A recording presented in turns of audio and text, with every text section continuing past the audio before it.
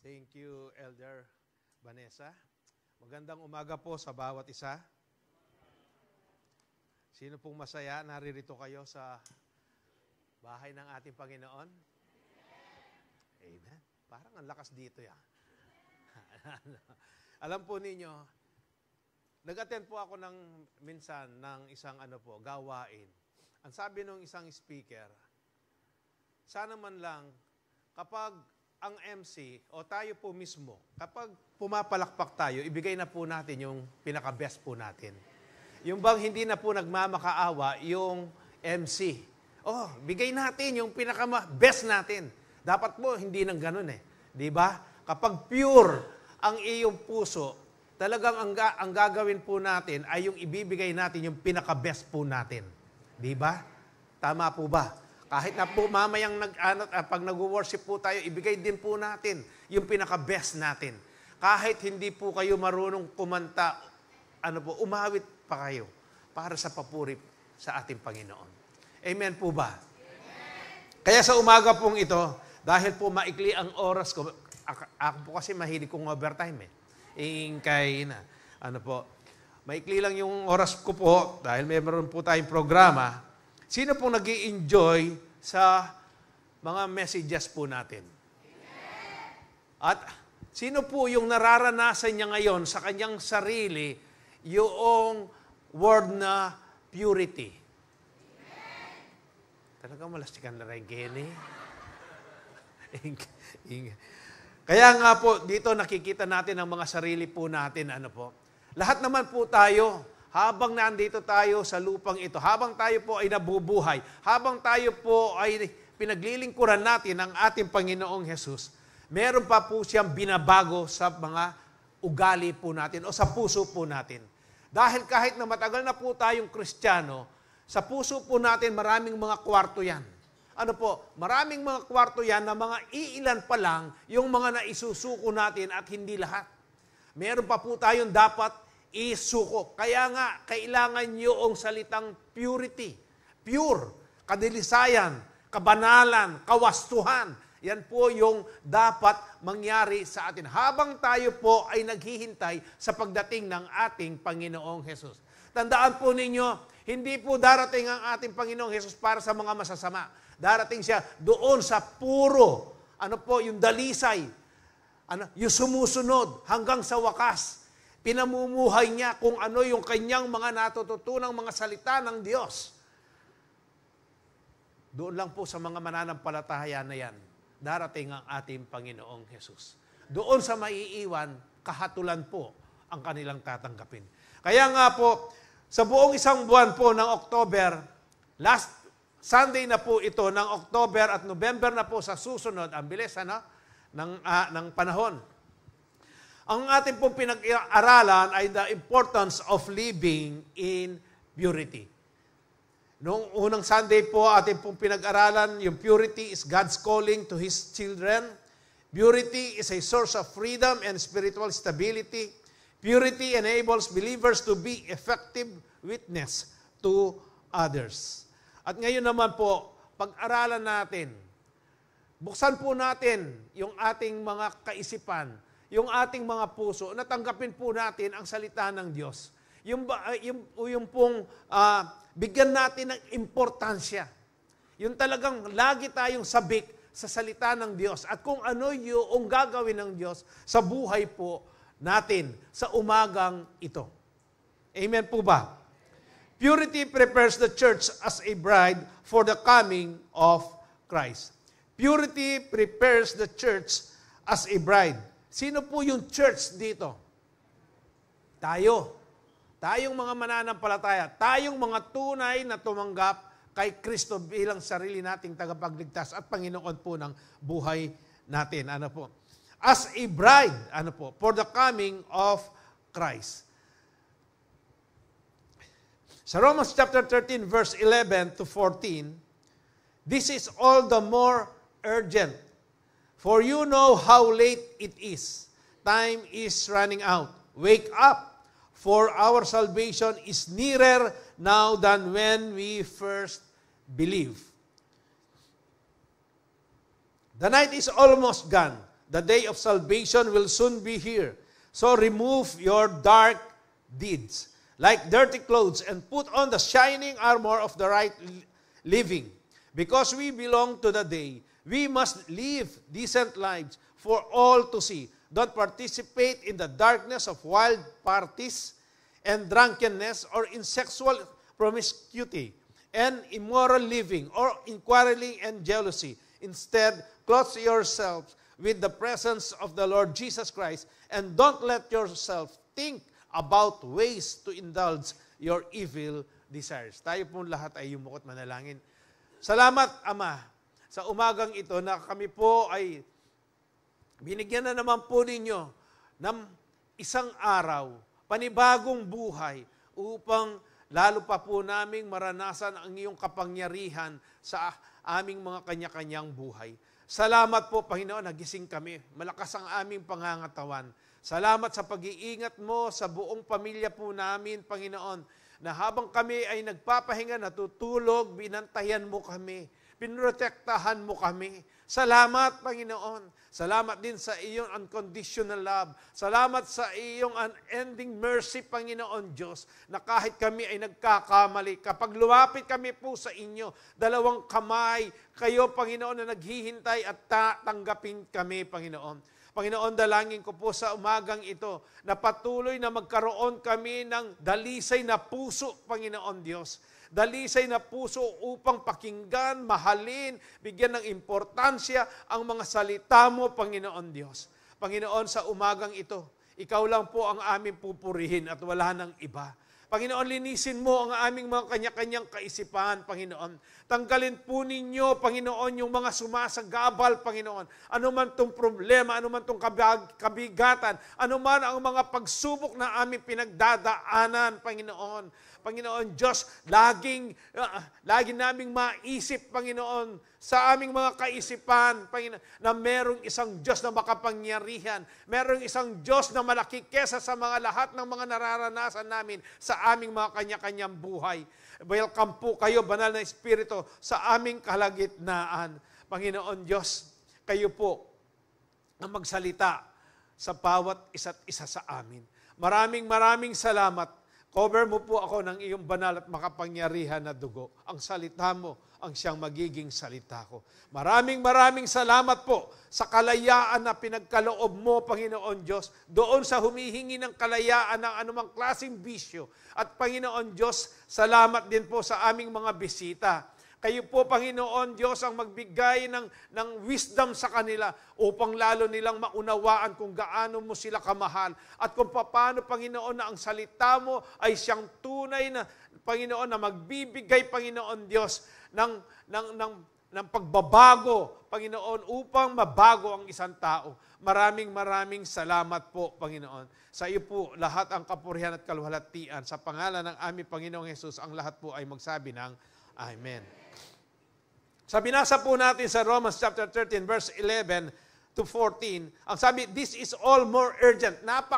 Anong tawag nito? Halaga. Urgent ito, sabi niya. For you know how late it is. Time is running out. Wake up. Magising po tayo. Gumising tayo. Sino? Bakit? Sabi niya, for our salvation is nearer now than when we first believed. Ito po ay nasulat mahigit 2,000 taon na. Kapanahunan pa po ng mga disipulo natin, panahon po ng ating Panginoong Hesukristo. Pero kayo po, tayo, kailan ba natin nakilala o tinanggap ang ating Panginoong Hesus bilang sarili nating tagapagligtas? Kung noon sinasabi nila, malapit na po ang pagdating ng ating Panginoong Hesus. At ngayon naman, tayo naman po sa henerasyon natin, gaano kaya kalapit na ang pagdating ng ating Panginoong Hesus? When we first believe, sabi po, kailan yan? At naririnig po natin kung paano ang mga senyales o yung mga palatandaan ng pagdating ng ating Panginoong Hesus. Noon po nare-recall ko po, noon ang lindol po, hindi ganyan kadalas. Hindi ganyan yung sunod-sunod. Pag lumindol, siguro dadaan ng mga 1 taon, o kaya months ang pinag-uusapan. Pero ngayon, hindi po araw minsan, oras lang po. Pagkatapos yung gera noon, madalang lang. Pero ngayon, ang dami na pong gera. Mga sinyalis po yan, mga palatandaan. Ang sabi nga ng salita ng Diyos sa Matthew, ang sabi niya? Ang pagdating po, yung mga palatandaan na yan, parang isang babae na buntis na malapit na siyang manganak, na sumasakit po yung kanyang tiyan. Ganyan po ang panahon natin ngayon.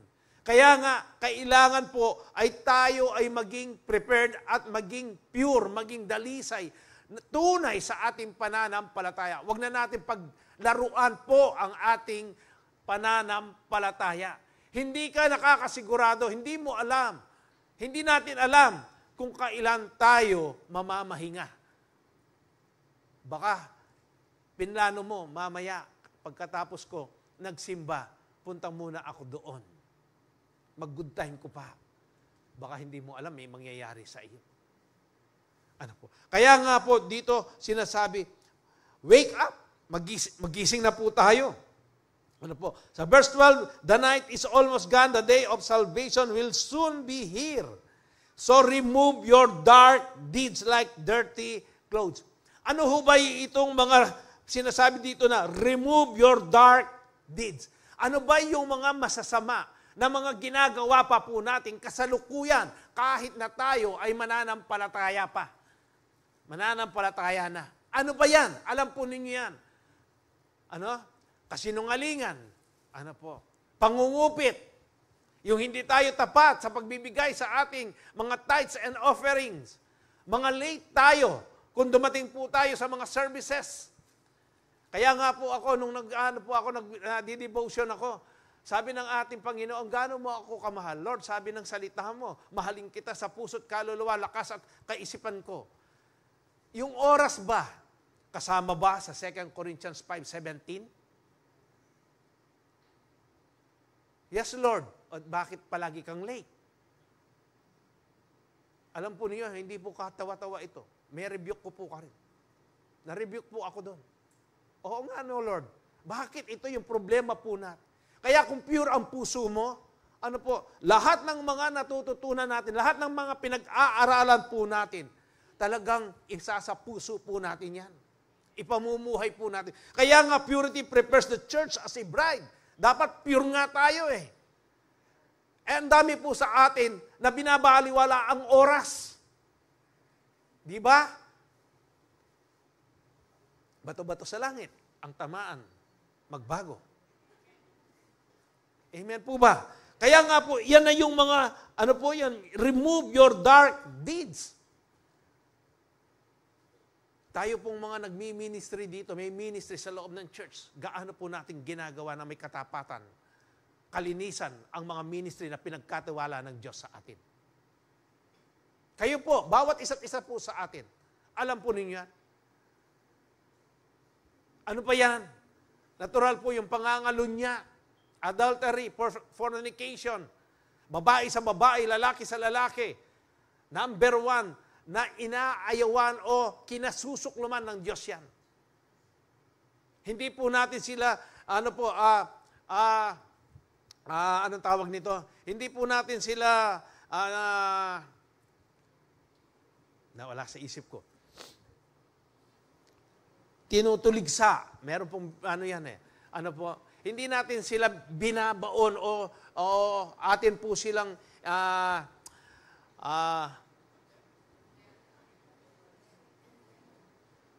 nawala. Condemn, yan. Hindi po natin sila kinokondemn. Ang lang natin dito, kung ano po yung ayaw ng Diyos, ayon sa salita. Sa salita niya. Talagang makokondemn tayo sa salita ng Diyos. Dahil itutuwid tayo niyan. Kaya nga, ang salita ng Diyos, masakit po yan. Pero nagbibigay po ng healing yan sa ating espiritu, sa ating kaluluwa. Kaya nga po, ano pa ang sabi? And put on the shining armor of right living. Ano ang dapat nating gawin para tayo po ay magliwanag? Di isuot natin yung baluti ng Diyos. Yung Ephesians chapter 6. Amen po ba? Para Para makatayo tayo kung ano man po yung ibinabato sa atin ng kaaway po natin. Kung mahina ka sa babae, makakatayo ka kapag suot mo yung armor ng Diyos. Kung mahina ka sa pera, mapanautang kang biyasa kang mamayad, isuot mo yung armor of God. Mapaglalabanan mo yan. Magtatagumpay ka. Amen po ba? Kaya nga po, marami po yan. Kung akin pong ipapaliwanag pa to o huhukayin pa natin, ibibigay ko po lahat yan, matatapos po tayo mamayang 12:00. Sigurado po, enak masumawang magsalita. Ingahin.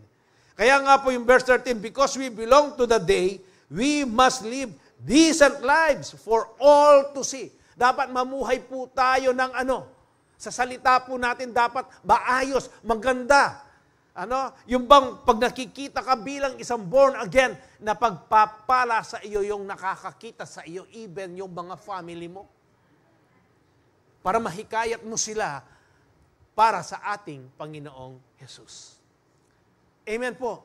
Kaya nga, pag pure ka, mamumuhay ka talaga ng may dissenting pamumuhay, maayos na pamumuhay, yung laging nakapagbibigay ka ng kaligayahan na piplis mo ang ating Panginoong Jesus.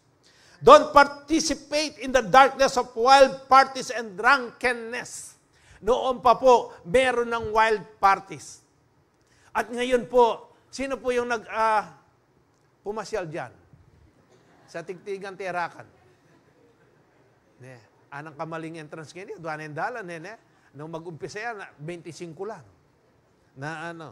Mga wild parties po, drunkenness. Sigurado, ito pong binabasa natin yan, kung nagpunta po kayo dyan, yan ang nangyayari. Hindi nagkamali ang salita ng Diyos. Noon pa man, hanggang ngayon, kung ano ang salita ng Diyos, yun pa rin. Tumbok na tumbok. Amen? Napapansin nyo, tayo po, kung nagme-meditate kayo ng salita ng Diyos, makikita ninyo kung ano yung nangyayari. Noon pa man hanggang ngayon, kung ano ang sinasabi ng salita ng Diyos, nangyayari po lahat. Nangyari na. Or in sexual promiscuity. Alam niyo, ang dami, ito pong itong sexual na immorality na ito, hindi natatanggal. Kasi ito lagi yung gusto ng laman . Kaya dapat maging pure tayo. Ano pa po ang sinasabi diyan? Or in quarreling and jealousy. Instead, clothe yourself with the presence of the Lord Jesus Christ. Clothe, bihisan mo, ng presensya po ng ating Panginoong Jesus. Kaya nga po, kapag lagi mong minemeditate ang isang bagay, kung ang minemeditate mo ang salita ng Diyos, natural po, mararanasan mo ang presensya ng Diyos. Kapag minemeditate mo ang isang bagay, lalo na po yung immoralidad, ano ang nasa isip mo? Siguradong hindi ka naman paiisipin yan, o manalangin ka, ipag-pray mo ito. Para yung isip mo na yan, kung ano yung gusto mong gawin na masama, magagawa mo. Alam niyo kung ano po yung sinisiksik dito natin, sa isip po natin, yan sigurado ang gagawin mo. Kaya nga po, ang dapat mo? I-clothe mo yung sarili mo sa presensya ng ating Panginoon. And don't let yourself think about ways to indulge your evil desire. Don't let yourself think. Huwag mong hayaan na yung sarili mo mag-isip ng mga pamamaraan para sumunod sa gusto ng laman na ito. Yung mga evil desires mo. Ano yung mga evil desires? Alam po ninyo, kahit yung evil desires na yan, kahit sa loob ng church nandyan . Habang nakikinig ka ng sermon, yung cellphone mo, mag-cellphone ka makanya na. Kaya nga, ako, kung tutusin lang po, ayaw kong pinapasilent yan . Patayin mo na, i-off mo na. Marami pa pong natutokso sa atin sa loob ng church, nakikita ko po yan. Kaya sinasabi ko, kaya kung pure tayo, dapat nakatuon lang tayo sa ating Panginoon. Pumunta ka rito para makinig . Pumunta ka rito para i-worship mo, i-praise mo, magbigay ka ng praise sa ating Panginoon. Pagkatapos, cellphone habang nakaupo ka, kakanyang ka, pasalikot pa. Walang kasalanan o kasalanan na sikreto. Nabubunyag po yan, ibubunyag ng Diyos yan. Kaya po ito, warning na sa atin ito, kung pure po tayo. Kaya nga itong pinag-aaralan natin, purity eh. Dapat talaga galing sa puso natin, yung pagsamba po natin sa ating Panginoon, talagang pure po. Pagpunta natin dito o sa bahay pa lang, pure na yung puso natin para matuwa po ang Diyos sa atin. Amen po ba? Umpisan tayo na, introya pa ito. Purity is the result of Christ's sanctifying and cleansing work. Purity is the result of Christ's sanctifying and cleansing work. Alam po ba ninyo na ang ating righteousness, sabi nga ng Isaiah 64 verse 6, all our righteousness are like filthy rags. Lagi po ninyong naririnig kay Pastor Manny ito, na ni-research niya ito yung filthy rags. Ano yung filthy rags sa Hebrews? Ito daw po yung sanitary napkin. Gaano karumi ang sanitary napkin? Ganyan pala yung ating righteousness pa lang yan, ha? Eh, gaano kaya yung kasamaan na nagagawa po natin? Gaano karumihan sa harapan ng Diyos? Gaano karumal-dumal yung mga kasalanan na nagawa natin sa harapan ng Diyos? Kung yung righteousness po natin, ganyan karumi pala sa harapan ng Diyos. Kaya hindi po tayo naging righteous sa sarili po nating gawa eh. Naging righteous lang po tayo. Kanino? Doon sa ginawa ng ating Panginoong Hesukristo. Kaya wala man tayong pwedeng ipagmalaki. Sa Ephesians chapter 5, verse 25-27, Husbands, love your wives. Tila mag-amen ding wives. Uulitin ko po, husbands, love your wives. Just as Christ loved the church, and gave Himself up for her, to make her holy, cleansing her by the washing with water through the word, and to present her to Himself as a radiant church, without stain or wrinkle or any other blemish, but holy and blameless. Inihantulad po tayo, kay Kristo. Kung paano niya po minahal kung paano niya tayo minahal bilang mga mananampalataya o anak niya po. Alam po ninyo, mahal tayong lahat ng Diyos eh. Even po yung mga makasalanan eh. Pero yung lang tumanggap kay Kristo at naniniwala, sumasampalataya sa ating Panginoong Hesus, sila lang po yung mga anak ng Diyos. Hanggang hindi mo pa tinatanggap si Kristo sa iyong buhay, hindi ka pa anak ng Diyos. Hindi mo masasabing anak ka ng Diyos dahil nasa salita po niya yan.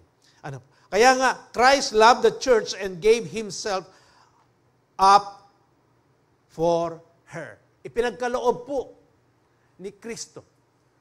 Yung kanyang sarili. Para kanino?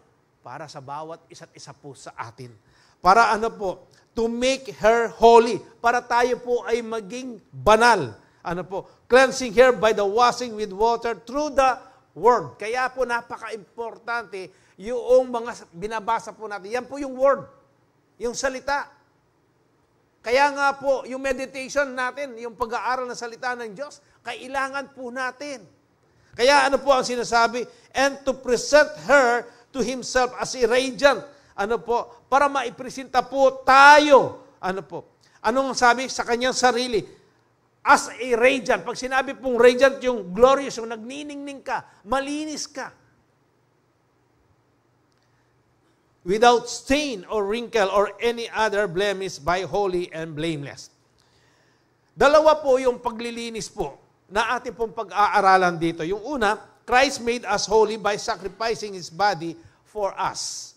Christ made us holy by sacrificing His body for us. Sa Hebrews chapter 10 verse 10, for God's will was for us to be made holy by the sacrifice of the body of Jesus Christ once for all time. Minsan lang po, inialay ng ating Panginoong Jesus, nung mapako po siya dyan sa krus ng Kalbaryo po na yan, minsan lang niyang ginawa yan at hindi na niya po gagawin pang uli. Hindi po katulad ng tao na every April, ino-offer niya yung sarili niya. Pinaparusahan niya yung sarili niya. Ang Diyos po, ang ating Panginoong Jesus, minsan lang niya po ginawa yun. Ang tao, ginagaya niya yan, pero hindi niya magaya. Hindi mapapatawad ang kasalanan mo doon sa ginagawa mo every year yan. Kung may gumagawa pa niyan. Hindi po mapapatawad ang inyong mga kasalanan. Ang ating Panginoong Jesus, yung ginawa lang niya po doon sa krus ng Kalbaryo, yun lang po yung sakripisyo na tayo po ay maging banal. Amen po ba? Kaya po doon sa Isaiah 53 verse 4 to 5, pwede pong maano natin sa ating LED. Isaiah 53 verse 4 to 5. Para po maging maliwanag po sa atin. Ano po ang sabi? Surely He took up our pain and bore our sufferings. Yet we considered Him punished by God, stricken by Him, and afflicted. Yung susunod po. But He was pierced for our transgression. He was crushed for our iniquities. The punishment that brought us peace was on Him, and by His wounds we are healed. Amen po. Minsan lang po ginawa yan. Yan po yung resulta noong ginawa ng ating Panginoong Jesus. Ano pa po? Hebrews chapter 10 verse 14. For by a single offering He has perfected for all time those who are being sanctified. For by a single offering, iisa lang po. Single offering, sino po yan? Walang iba kung hindi si Jesus. Perfected for all time. Pinerfect niya po yan. Ano pa ang sabi? Those who are being sanctified. Tandaan po ninyo, yung word of sanctification, ito po yung sineset apart po tayo for spiritual, righteousness, spiritual holy purpose. Kaya nga po, yan, importante sa atin. Nasasanctify po tayo. Ano pa po yan? Hebrews chapter 13 verse 12. And so Jesus also suffered outside the city gate to make the people holy through His own blood. Kaya po lagi ninyo naririnig yan. Paano tayo nalilinis? Paano tayo tinubos? Sa pamamagitan ng dugo ng ating Panginoong Jesus. Makapangyarihan po ng dugo ng ating Panginoon. Kapatak lang po ng dugo ng ating Panginoon yung 8 billion na tao na makasalanan. Pwedeng linisin po yan. Pwedeng mawala po lahat ang kasalanan natin. Ganyan po kapuro, ganyan po makapangyarihan ang dugo ng ating Panginoong Jesus. Kaya nga pag nakabalot po tayo, nakakover tayo, nakashield tayo ng dugo ng ating Panginoon, ang kaaway po, hindi niya tayo pwedeng saktan. Dahil ganyan po katindi ang dugo ng ating Panginoon. Kaya nga po kayo, kapag kung pupunta man kayo saan, manalangin kayo. Lagi ninyong hingin sa ating Panginoon. Para safe po tayo. Ganyan po katindi. Kaya nga, yung cleansing, ito po kahit na nagkakasala po tayo. Ang kailangan po natin, ako po tumatak sa aking puso, ay sa aking kaisipan.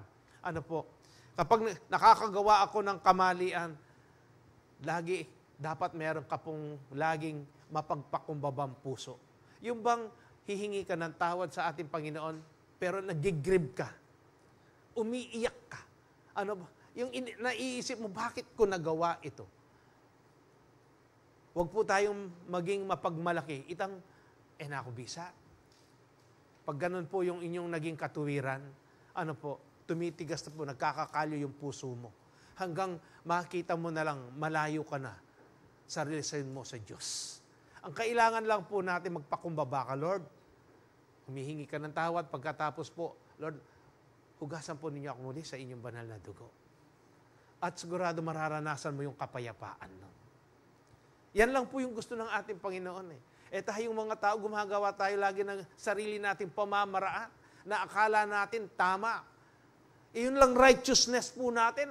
Ganun karumi pa sa harapan ng Diyos. Tapos magmalaki ka pa sa Diyos. Wala po tayong ilalaban sa Diyos. Talo po tayo. Kaya nga po, sa Hebrews chapter 13 verse 12, ano po ang Hebrews chapter 9 verse 12 to 14. He did not enter by means of the blood of goats and calves, but he entered the most holy place once for all by his own blood, thus obtaining eternal redemption. The blood of goats and bulls and the ashes of a heifer, sprinkled on those who are ceremonially unclean, sanctify them so that they are outwardly clean. Ito pong sinasabi po dito, ito po yung ginagawa ng mga Hudyo noong unang panahon. Yung nag-o-offer po sila ng mga hayop, pero hindi po basa-basa hayop yan. Inaalagaan po nila yan, malusog po yan, walang sakit po yan kapag nag-offer po sila sa ating Panginoon. At yan po, blood na yan, winiwisik sa kanila. Kaya nga po, ang sabi dyan, nalilinis lang sila outwardly, panlabas lang po. Tayo po, naliligo tayo, pero hindi nalilinis yung kaluluwa po natin, yung kaisipan po natin. Nalilinis lang, nasasyampo lang, nasasabunan lang. Kung ano-ano po yung nilalagay natin sa katawan natin, yung sa labas lang. Tama po ba? Pero yung kaisipan mo, yung puso mo, hindi nalilinis yan. Ano po? Ituloy po natin. Ano ang sabi niya? How much more then will the blood of Christ, who through the eternal Spirit offered himself unblemished to God, cleanse our consciences from acts that leads to death. Ang dugo po ng ating Panginoong Hesus, ang nililinis niya yung inward, yung kaloob-looban po natin, yung konsensya, yung kaisipan po natin, yung puso natin. Ano po? Bakit dito? Kasi ito po yung battleground. Amen? Ngayon pa lang, nakikinig kayo, sigurado ang dami ng binabato ng kaaway dyan sa isip po ninyo. Tama? Ano po? Pero dapat labanan ninyo yan. Ayan po yung way, yung pamamaraan para luminis yan. Paano? Sa dugo po ng ating Panginoong Hesus. So that we may serve the living God. Totoo po, kung marumi ang ating puso't isipan, hindi natin mapagsisilbihan, mapaglilingkuran ang Diyos. Amen po. Kaya nga po, ito yung isang pamamaraan kung paano po tayo nililinis ng ating Diyos. Jesus entered heaven once and for all by offering His own perfect blood, securing eternal redemption and cleansing. Lalo na yung, alam mo na yung salita ng Diyos. Meron ka nagawa na hindi maganda. Hindi ba uneasy ka? Ano po? Pero yung laman mo, ang sabi niya, labanan mo. Huwag mo nang gawin yan. Huwag ka nang magsisi. Tapos gagawin mo na naman uli. Ganyan po ang demonyo eh. Ganyan po yung sinisiksik niya sa kaisipan natin. Pero ang Diyos, napakabuti niya. Napakatapat niya. Kahit na lamaran tayo, yung salitang lamaran, yung bang hindi ka kaaya-aya talaga sa harapan ng Diyos, nakakagawa ka pa rin ng pero yung mercy niya, yung biyaya niya, talagang labis-labis. Pagkatapos tayo, mapagmalaki pa tayo. Para mamatay itong laman na ito, ayan po yung mga pamamaraan. Lagi po nating tandaan, yung ginawa ni Kristo sa krus ng Kalbaryo para sa iyo. Gawin natin personal, para sa akin yun eh. At bakit ko minamak ang Diyos? Alam ko na kung ano yung tama. Alam ko kung ano ang salita. Bakit? Marami pa po tayong pag-uusapan dyan. Kaya ano ang sabi? Yung susunod po, Christ cleansed us through the washing of water by the Word. Bakit nananalo pa ang laman? Ano yung huling salita dyan? Sa binasa, washing of water by the Word. Lagi tayong kulang dyan. Pag bumabagsak po tayo. Kapag nasusunod ang laman, yan po yung kakulangan po natin. Kaya ano po ang sabi sa John chapter 17, verse 17, sanctify them by the truth. Your word is truth. Sabi ko kanina, ang salita ng Diyos masakit po. Masakit po talaga yan. Dahil buhay po yan. Active yan. Ano po? Yan lang po yung mga salita po. Yan yung nag-penetrate in between ng ano po natin, ng spirit and soul. Ng kaluluwa po natin. Even yung sa bone marrow po natin. Kaya masakit eh. Dahil ang totoo, masakit talaga. Pero, sabi ko nga kanina, yan po yung nagbibigay ng healing sa atin. Kung bukas lang po lagi yung puso natin, may mga pagpakumbaba tayo, may teachable spirit po tayo, hindi tayo mapapariwa. Oo, nagkasala ka. Pero kapag yung salita ng Diyos, nire-remind na sa iyo ng banal na espiritu, oh, kaya mo yan. Tumayo ka. Huwag mong pakinggan ng kaaway. I-rebuke mo. Meron kang authority. Yung mga lofty opinions na yan, binigyan ka rin ng kapangyarihan ng Diyos na i-pull down mo yan. Yan po yung katotohanan. Kaya napaka-importante po ng salita ng Diyos. John chapter 15 verse 3, you are already clean because of the word I have spoken to you. Amen po ba? Maniwala ko po kanina na kayo po ay malinis na dahil sa salita ng Diyos. Sa salita ng Diyos na nababasa po natin sa napakalaki po nating LED, may dalawa pa tayong TV. Kahit tumalikod kayo, nandiyan pa rin. Bumaba kayo, nandiyan pa rin, nandun. Sa hallway natin, nandiyan pa rin po. Sa function hall, nandiyan pa rin, nababasa natin. Yan po yung word na naglinis po sa atin. Kaya, wag natin bastusin po yan. Madalas tinitake po nating light yan eh. Kaya itong laman na ito na nananalo eh. Kung lagi lang po natin bigyan ng importansya yan, yung pure yung puso mo, yung sinasabi mo lagi, ayaw kong magkasala, ayaw kong imak, ayaw kong bastusin ang aking Diyos. Kung ganyan po yung puso po natin, kaya nga purity.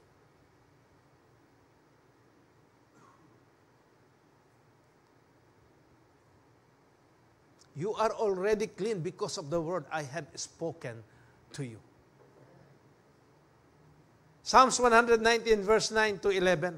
How can a young person stay on the path of purity? Paano daw ang isang bata, na tao, yung pong young person, na manatili na merong kadalisayan? Tayo pong lahat, kahit na matanda na tayo, kahit na 80 ka na, kahit 90 ka na, kahit na 100 years old ka na, tayong lahat ay dumaan po doon sa pagkabata. Tama po. Sa pagkabata po natin, yung edad po ng yung bang curious ka sa lahat ng mga bagay. Di ba naranasan natin lahat yan? Nag-experiment tayo kung ano yan. Ano po ang sabi dyan? How can a young person stay on the path of purity? By the living according to your word. Sa pamamagitan ng pamumuhay mo ayon sa salita. Kanino salita? Salita ng ating Panginoong Jesus. I seek you with all my heart. Ito po yung importante. Ito yung napakahalaga po. I seek you with all my heart. Kaya nga, love the Lord your God with all your heart, soul, mind, and strength. Yan po yung dyan. I seek you with all my heart. Do not let me stray from your commands. Huwag mong hayaan na ako ay malayo o masway sa iyong mga salita, sa iyong mga utos. I have hidden your word in my heart that I might not sin against you. Amen po ba? Ang sarap po, no? Bakit? Yung heart, dito po natin ilagay yan, yung salita ng ating Panginoong Yesus. Para po makapamuhay tayo ng may kadalisayan. Tandaan po ninyo, maliit na kasalanan, parehas lang po sa malaking kasalanan yan sa harapan ng Diyos. Saan ba nag-uumpisa ang malaki? Hindi ba sa maliit? Kaya nga po, ito ang tandaan natin. Yung heart dito, kung ano pag-aaralan natin yan, kasama na po dito yung isip po natin. Kaya kung ano yung nilalagay mo sa isip mo, sigurado yan ang gagawin mo. By following God's words, believers are empowered to live pure lives, and treasuring scriptures in our hearts enable us to walk in righteousness. 8:16 na pala, Chokopaking 1. Ingay na. Ano po? Christ purifies us through His blood and His word to prepare us for His return. Amen po ba? Sa Revelation chapter 12 verse 11, nakasulat po dito, sabi po diyan, they triumph over Him by the blood of the Lamb and by the word of their testimony. Ano po? They did not love their lives so much as to shrink from death. Yung they triumph over Him, sino po yung they triumph over Him? Kanino sila nagtagumpay? Kay Satanas. By the blood of the Lamb, sa pamagitan po ng dugo ng kordero. And by the word, yung word of their testimony po dyan, yung salita ng Diyos na napakinggan po natin at ito po ay isinapuso po natin, ipinamuhay po natin, at ito po ay naranasan natin sa buhay natin, kaya ipinapatotoo po natin. Kaya nga po yung mga nagte-testimony tuwing Wednesday dyan, yan po yung na-experience nila. Yan yung naranasan nila sa salita ng Diyos. Kaya ipinapatotoo po nila. Hindi yung sa sarili po nila. Ang ibig sabihin, yung mga naririnig po nilang mga salita ng Diyos, nangyari po sa kanilang buhay. Kaya nga pinapatotohanan nila. Amen po ba? Naunawaan ho ba natin? Kaya tayong lahat, meron tayong patutuo eh. Lahat po tayo. Kung tayo lang po ay magpapatutuo, kung pupunta tayo ng Wednesday, mauubos po yung oras na baka aabutin po tayo ng susunod na araw. Mabuti ang Diyos, ang dami niyang ginagawa sa atin. Hindi lang natin sinusuwala. Nahihiya pa tayo. Pero kung ano po, gagawin lang natin yan, yan po yung sinasabi, by the word of their testimony. Dahil doon sa salita ng Diyos, na nasa puso po nila, na naisa puso po nila, na ipamuhay nila. Ano po, kaya nga, ipinatutuuhanan po nila. Amen. Number 2, purity is the righteous deed of the bride for the wedding feast. Purity is the righteous deeds of the bride for the wedding feast. Dapat po dito, basahin po natin yung Revelation 19:7-8. Let us rejoice and exult and give Him the glory. For the marriage of the Lamb has come, and His bride has made herself ready. It was granted to her to clothe herself with fine linen, bright and pure. For the fine linen is the righteous deeds of the saints.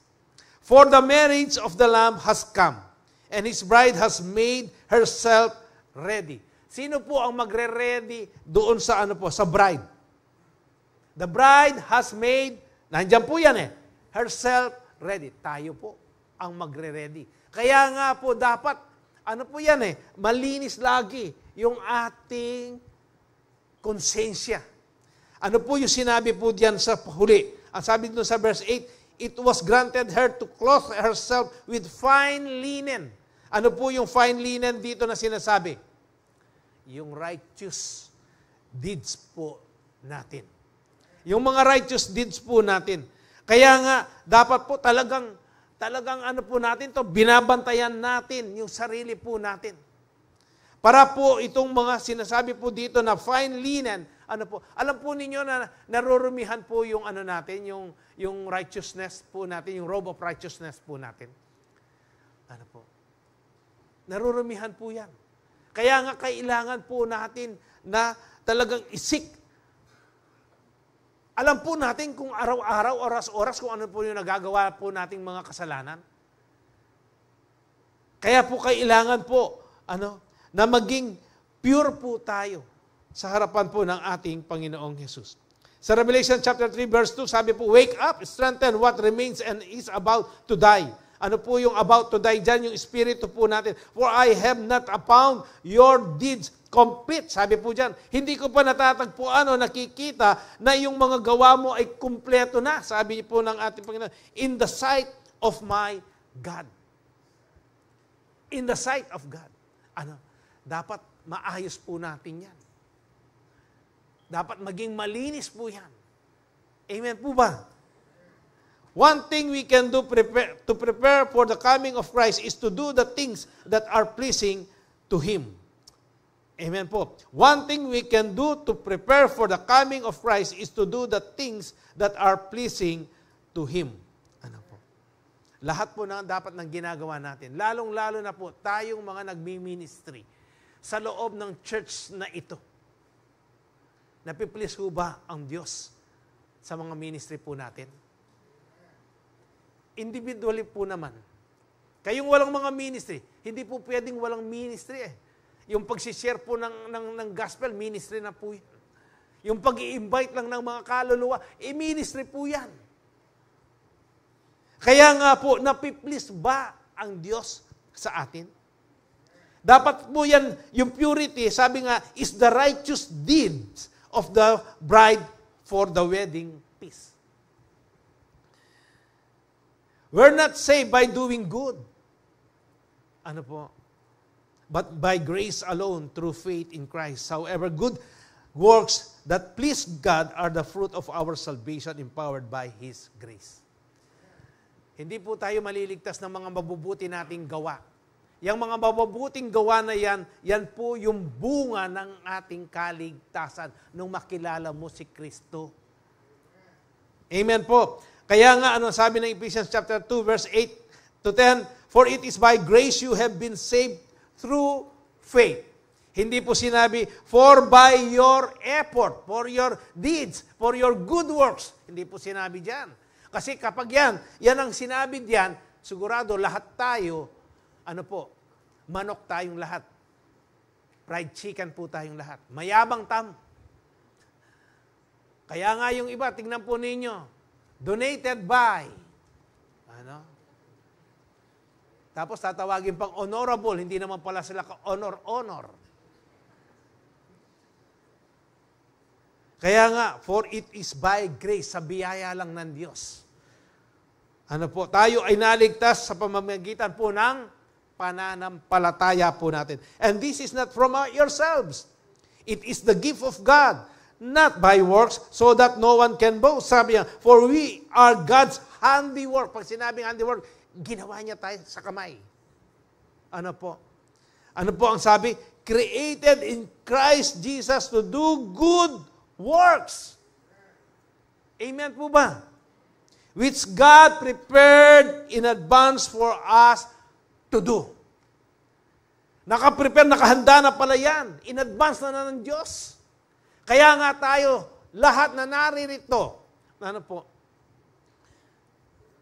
tayo ay naligtas sa pamamagitan po ng pananampalataya natin sa ating Panginoong Hesus. Kailangan po, sabi diyan, created in Christ Jesus to do good works. Ano po yung mga good works na yan? Marami po yung good works na yan. Kung ipagmamalaki lang po natin. Pero dapat yung kaaya-aya sa harapan po ng ating Panginoon. Yung mga good works na yan. Alam po ninyo, napakarami po yan kung pag-uusapan po natin. Hinahabol ko na po ang oras. Pero hindi ko mahabol yan. Sa Titus chapter 2, verse 11 to 14, For the grace of God has appeared. Ano po? For the grace of God has appeared. Sino po yung nag-appear dito? Si Jesus. That offers salvation to all people. Kaya nga, kanino lang matatagpuan ang kaligtasan? Kanino po? Kay Jesus. Hindi po kay Maria. Hindi kay Joseph. Hindi kay Peter. Ano po? Hindi po sa Papa. Hindi po sa pastor. Ano? Kanino lang? Yung salvation? Kay Jesus lang po. Acts 4:12. Ano po? Ano pa po? It teaches us to say no to ungodliness and worldly passions. Yan po yung biyaya, yan po yung grace. Kaya nga po yung mga ibang pastor o yung mga sinasabi po nila na marunong sila sa salita ng Diyos, pinaniniwalaan nila ang salita ng Diyos, pero pinipervert naman nila, binabaluktot naman po nila para yung nasain ng kanilang laman, masunod po nila. Ali, ligtas tana. Basta tinggap may Kristo, ligtas tana. O tara, minom tana, magbabayi tana. Meron pong ganyan. Yun po yung mga lamaran, mga makademonyo. Ano po? Naakala nila, tama yung ginagawa nila. Pero kung babasahin mo talaga ang salita ng Diyos, kaya nga po, kapag nag-aaral tayo ng salita ng Diyos, hingin natin yung leading and guidance of the Holy Spirit. Yung sa kanila, ang hiningi nila, yung espiritu ng demonyo. Kaya ganun yung kanilang tinuturo, ganun yung kanilang paniniwala. Kaya nga napakaliwanag eh. Kapag tinanggap mo yung biyaya o tinanggap mo si Kristo, ang sabi po diyan, it teaches us to say no to ungodliness. Hindi niya sinabi na merong exemption. Tao lang po ang gumagawa niyan. Kaya nga, tandaan po ninyo, and worldly passion, and to live self-controlled. Alam po ninyo, binigyan tayo ng free will ng Diyos. Kaya nga dito, self-controlled. Ano po? Dapat ikaw mismo mapagilan mo. Madisiplina mo ang iyong sarili. Disiplinahin po natin ang ating sarili. Para ano pa po yan? Upright and holy lives in this present age. Tayo po, ngayon, nabubuhay po tayo. Ito po yung sinasabi, in this present age. While we wait for the blessed hope, habang hinihintay po natin ang pagdating po ng ating Panginoong Jesus. Sino ho ba yung gusto niyang maranasan? Nalilipad ka, nandiyan ka sa alapaap, dyan, sa itaas. Tapos ang ating Panginoong Jesus, nandiyan po siya. Kasama po tayo. Dapat, maging pure po tayo. Gawin po natin kung ano yung mga pinag-aaralan po natin. Alam po niyo, pasama ng pasama ang ating panahon. Ano po ang sabi? While we wait for the blessed hope, the appearing of the glory of our great God and Savior, Jesus Christ. Sino po yung Savior? Sino yung our great God? Malinaw po. Ano po? Kaya nga po, ang ating Panginoong Hesus nagkatawang tao, pero Diyos pa rin po siya. Kasi kung hindi nagkatawang tao yan, wala po maipapako sa krus. Di ba? Ipako may espiritu. Makana may ipako. At yung tumulong daya, ala. Kaya kailangan niyang magkatawang tao para magganap lahat yun. Ano po? Kaya nga ano pa po ang sabi diyan? 14, who gave himself for us to redeem us from all wickedness and to purify for himself a people that are his very own. Eager. Ano po? Eager to do what is good. Yung bang gustong-gusto mo na gumawa ng mabuti. Ano yung what is good dito? Natural. Ikaw ay tunay na anak ng Diyos. Ang hinahangad mo, ano yan? Yung pipray mo, yung mga kapwa mo, mga mananampalataya. yung iniisip mo, itong mga unbelievers pa. Na maidala mo o mahikayat mo o masyaran mo sila ng salita ng Diyos. O baka, meron pa pong secret agent sa inyo. Paano yun po rin secret agent? Then secret agent, mo mang kilala mo balo. Hindi mo sila alam. Di ba? Sa atin po, bilang mga born again, wala pong ganyan. Sabi ko nga nung minsan po, may dalawang magkaibigan. Matagal na sila magkasama sa trabaho. Pagkatapos, minsan Sunday, nagkita sila sa church, sa Calvary Temple. Ba, Brad! Kinik ka naman pala. Wah! O teko balong kinik ka naman. Sikreto mo kasi pa nga, born again ko yan.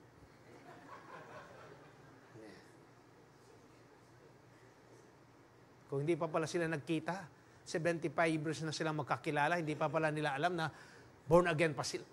Born again sila. Sa atin po, wala nang ganyan, ano?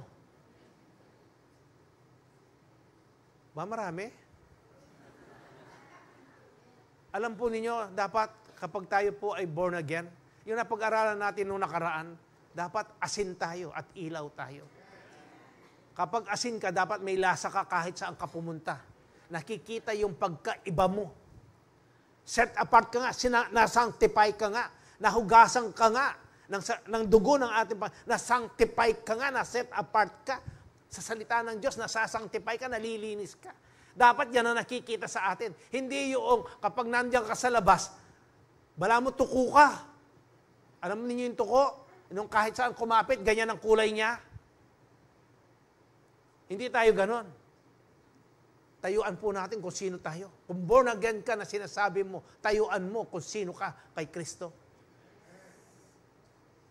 Amen. Kaya wala na po secret agent na po. Mahina pa rin. Lord, di kayo makakabalo kay pusura. Grace empowers us to reject evil. Live righteously and eager to do good in this life while we wait for Christ's coming. Pinaalala lang po sa akin ngayon ng banal na Espiritu. Kung pure ang iyong puso, tayo po kasi, lahat tayo naka-experience po tayo na humiram. Kung pure ang puso po natin, yung mga hiniram natin, dapat bayaran mo na. Kahit yung utang mo sa Diyos, bayaran mo. Makikita mo kung saan ang sarili mo. Kung totoo ka nga. Kung totoo nga na yung mga salita ng Diyos, epektibo sa iyo. Kung hindi, hipokrito ka.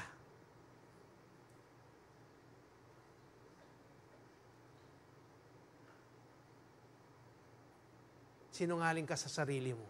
Sarili mo na kayang-kaya mo pang pagsinungalingan. Ang ibig sabihin yan, manhid ka na. Nandito ka lang para ipakita mo sa mga kapwa mo, mananampalataya, mga kaibigan mo, na nag-a-attend ka, pero ang layo na ng puso mo. Marami pa po dapat dalisayan na ang Diyos sa atin. Kaya nga, ito ay nababanggit ngayon. Importante po ito. Hindi po yung ibabaliwala na lang natin yan. Sa akin nga po noon, hininto ko yung pagbibigay ng tithes para sa ating Panginoon. Pati offering. Dahil na may nabalitaan akong hindi maganda. Pero tinuruan po ako ng matindi ng Diyos doon. Hanggang ngayon, hindi ko na po ginawa yun. Nung ginawa ko po yun, na ibalik ko, ibinigay ko po yung interest nun. Kung binibigay ko po 25, ginawa kong 30. 2 beses, 3 beses ko po ginawa yun. Kasalanan ko, ginawa ko yun. Kailangan ko lang i-take yung consequence na yun. Kung pure ang puso po natin, kung ano yung dinidikta o yung conviction ng banal na Espiritu, gagawin mo. Para makita mo sa iyong sarili, tumutotoo ako. Pero kung hindi mo pa nagagawa yan, kapatid, yan ang magdadala sa iyo sa impyerno.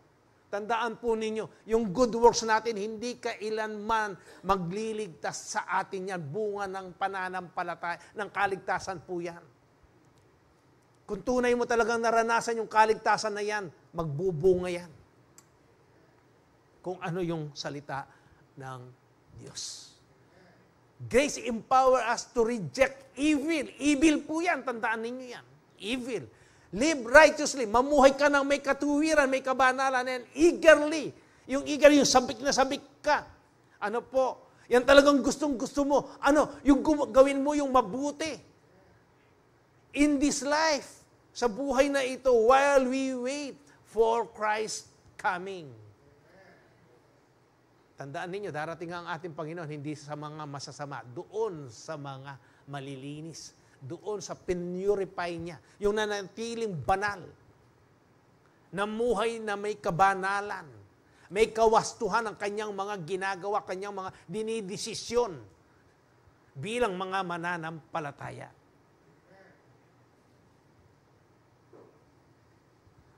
Christ purifies us. Grace empowers us to reject evil, live righteously, and eagerly to do good in this life while we wait for Christ's coming. Tandaan po ninyo, naghihintay tayo sa pagdating ng ating Panginoong Hesus. Kaya dapat karapat-dapat po tayo. Amen po ba? Kaya nga, alam po ninyo, magbuhat na yung purity na ito, na talakay po natin. At talagang nagrema po sa akin yan. At yung ginamit ng Panginoon si Sister Eva, yung bang kapag, sa panaginip pa lang yan ha, sino po nakarinig na doon sa testimony ni Sister Eva? Yan po yung sinasabi doon yung word of testimony. Yung naranasan niya yung salita ng Diyos sa buhay niya. Sa panaginip pa lang, ang sabi ng Diyos sa kanya, hindi kita kakilala. Lord, bakit po? Sabi niya. Totoo po yan. Mamaya na ako mampuntay sa offering. Magaten ko pong Wednesday. Gumagawa po ako ng mabuti. Tumutulong po ako. Sinabi niya lahat yan. Pero alam mo kung ano ang pinaranas ng Diyos? Alam po ninyo kung ano ang pinaranas ng Diyos sa kanya? Pinaalam ng Diyos sa kanya? Kulang siya sa salita ng gumagawa. Pwede pala yun. Nagbibigay tayo ng tithes and offering. Kung hindi ka pa rin nagbibigay, lalong hindi ka nakakilala ng Diyos. Kung hindi mo ginagawa yung kanyang mga pinag-uutos. Naunawaan mo ba natin kung ano yung salitang purity ngayon? Hindi po yung maging dalisay tayo sa sarili nating kagagawan, sa kakayanan po natin, kung ano ang salita ng Diyos. Kaya po, ang pagiging Kristiyano po, talagang mabigat. Gagawin po natin. Kanya-kanya po kasi ang salvation, hindi po pangkalahatan eh. Maliligtas lang ang pamilya mo kung ikaw ay nakakilala kay Kristo, kung isishare mo sa kanila, at kung makikita yung kadilisayan ng iyong buhay. Kaya nga, tandaan po natin yan. Sa akin po talaga nagrema yung mga yan. Yung purity at saka po yung testimony ni Sister. Hindi ko po tinataas ang pangalan ni Sister Eva, yung salita na naranasan niya sa kanyang buhay. Kaya nga tinetestimony niya. Warning po yan sa atin. Warning, babala po yan sa atin. Na tayo po ng mga Kristiyano na kanyan-kanyan. Babala po sa atin yan. Napakabuti ng ating Panginoon.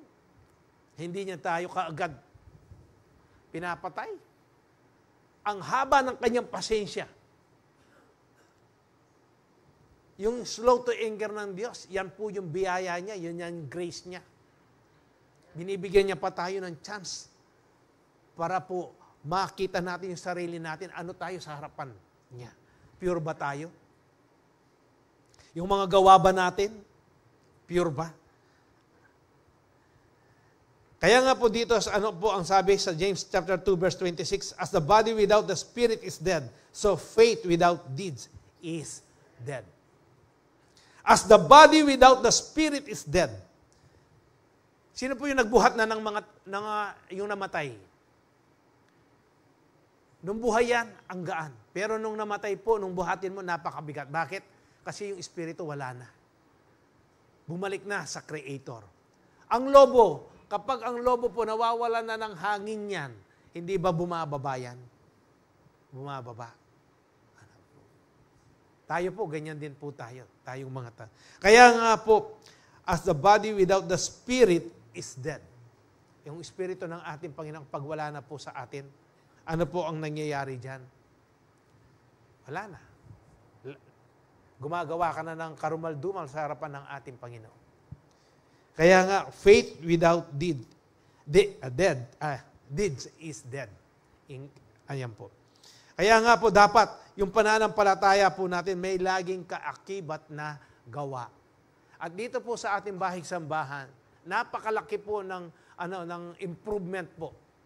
Kung paano tayo nag-level up, na talagang ipinamumuhay po natin kung ano yung itinuturo ng banal na Espiritu po sa atin. Kung ano po yung mga commands, yung mga utos ng ating Panginoong Jesus. Living in purity results in harvest of righteous deeds. Preparing us as the bride for Christ's return. Last po, purity is about exclusive and single-minded devotion to Christ. Sa James nga po, yung bang kapag ang isang tao po, double-minded siya, katulad po siya ng alon, kung saan man siya ihampas ng hangin, doon siya. Pero, ang gusto ng Diyos, dito sa ating pinag-aaral, sabi diyan, purity is about exclusive. Pag sinabing exclusive, kapag nagrenta ka ng isang bilya o ng isang resort, ang gusto ko lang po, exclusively lang po yan sa amin. Exclusive po yan sa amin. Ang ibig sabihin, walang halo. Kayo lang. Tama po ba? Ang Diyos, ganyan din ang gusto niya. Kapag tinanggap mo siya bilang tagapagligtas mo, ang gusto ng Diyos, siya lang. And single-minded devotion to Christ. Siya lang. Wala nang ibang Diyos. Dahil you cannot serve two masters at the same time. Mamahalin mo, itatakwil mo, kamumuhian mo, iibigin mo yung isa. Ganyan po yan. Kaya ang Diyos, ang gusto niya po, siya lang. Alam po ninyong, mapagselos din po ang ating Panginoon. Kahit naman po tayo mapagselos tayo. Halimbawa, ang isang anak, pinag-aral mo, pinalaki mo, binigay mo ang lahat. Pagkatapos, yung respeto, yung lahat ng mga inaasahan mo na makikita mo sa kanya, na ibabalik niya sa iyo, doon sa ibang tao, doon mo nakikita, sa iyo wala. Hindi ka magsiselos? Ang Diyos ganyan. Handicraft, nilalang niya tayo sa kanyang kamay. Pagkatapos, namatay po siya. Para kanino? Para sa atin. Nalaman natin ngayon, ang kanyang salita, yung pag-ibig niya. Nabuksan yung kaisipan mo sa katotohanan. Ngayon, meron ka pang ibang Diyos. Baka po meron dito sa atin. Kahapon, nung Biyernes, pumunta kayo doon.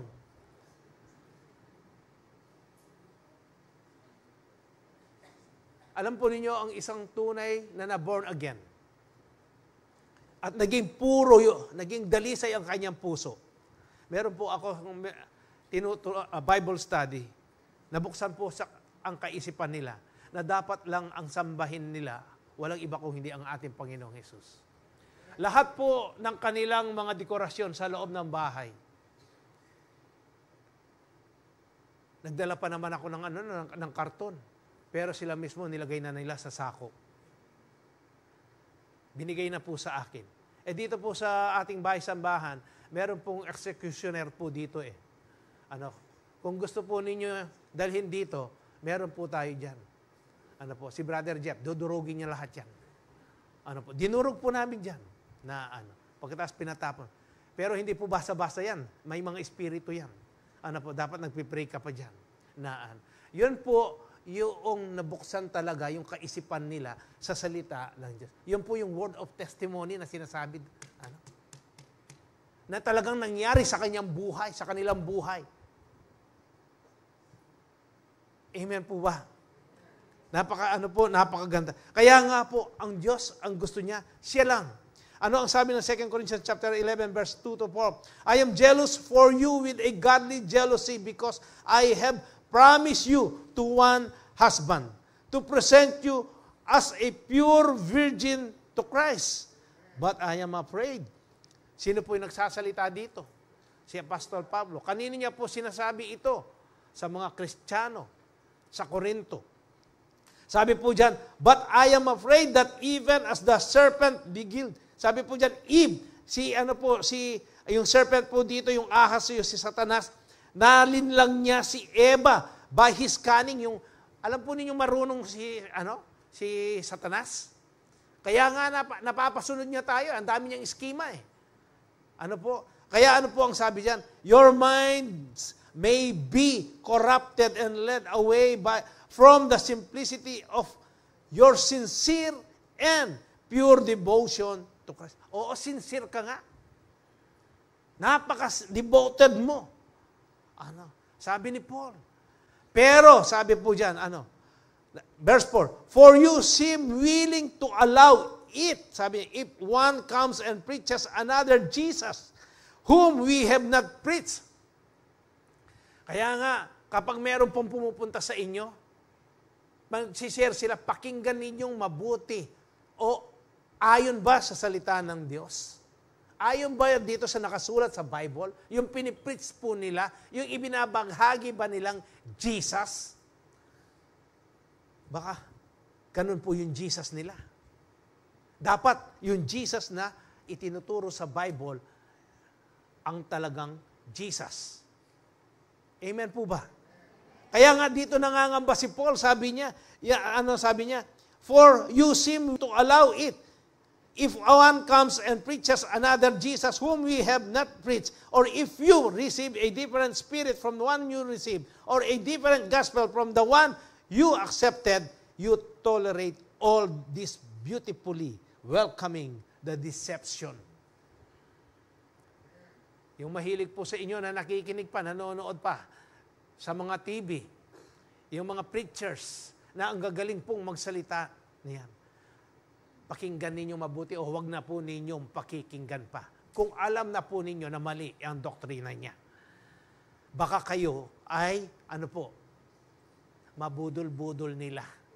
At hindi na namin kayo makita sa Calvary Temple. No ka rin niya. At po kita. No ka rin niya ka rin.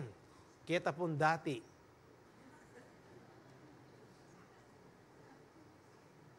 Tandaan po ninyo, ang daan, walang iba kung hindi si Kristo lamang. He is yesterday, today, and forever. At wala na pong ibang daan. Amen po ba? Beware of false teaching that present another Jesus. Sabi, beware of false teachings that present another Jesus, spirit or gospel not rooted in the Word of God. Dapat po talaga nandito yan, rooted sa salita ng Diyos. Always study the Bible diligently, guided by the Holy Spirit. Kaya po lagi namin kayo in-encourage, magbasa kayo ng salita ng Diyos. Pag-aralan po ninyo. Mark chapter 12, verse 29 to 30, the most important one, answered Jesus, Is this? Hear, O Israel, the Lord our God, the Lord is one. Love the Lord your God with all your heart, and with all your soul, and with all your mind, and with all your strength. With all your heart, soul, mind, and strength.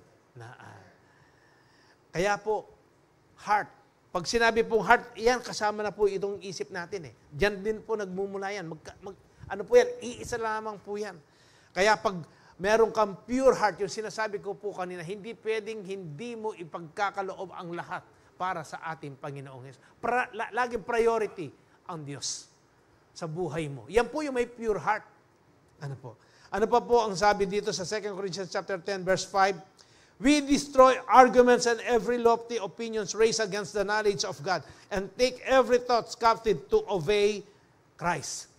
We destroy arguments. Kapag sinasabi ng isip mo, halimbawa may karamdaman ka, pero sinasabi ng kaaway, tingnan mo nga, nag-born again ka, ngayon may karamdaman ka, pero ang sabi ng salita ng Diyos, by His stripes, you are healed, we are healed. Dapat po, pinupull down po natin yung isip na pilit na sinisiksik ng kaaway, hindi ka pa magaling. Hindi, ang sabi ng salita ng Diyos, I am healed sa kanyang mga sugat.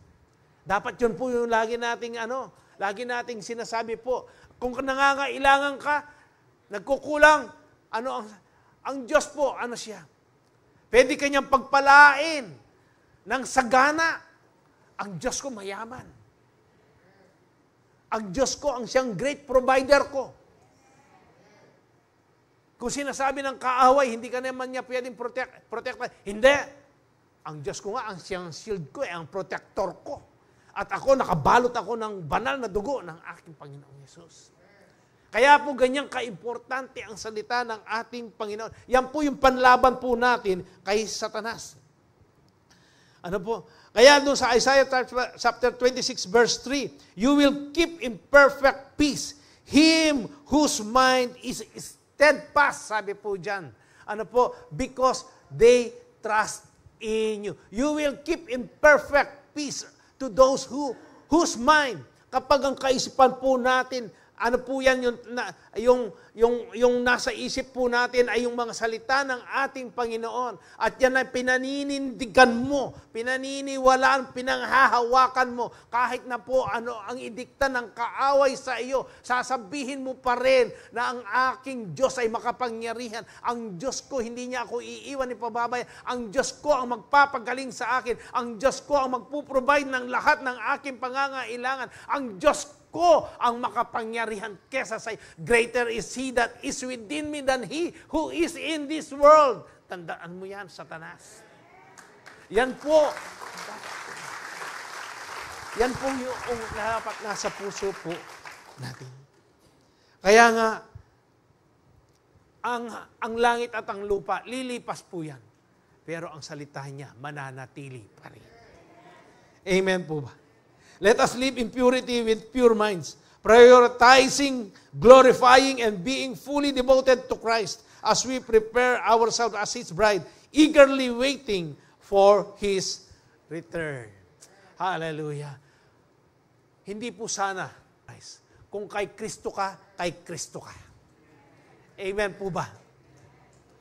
1 Thessalonians chapter 4, verse 16 to 18, for the Lord Himself will come down from heaven with a commanding shout, with the voice of the archangel, and with the trumpet call of God. First, the believers who have died will rise from their graves. Then together with them, we who are still alive and remain on the earth, will be caught up. Yung caught up po dito, yung rapture, in the clouds, to meet the Lord in the air.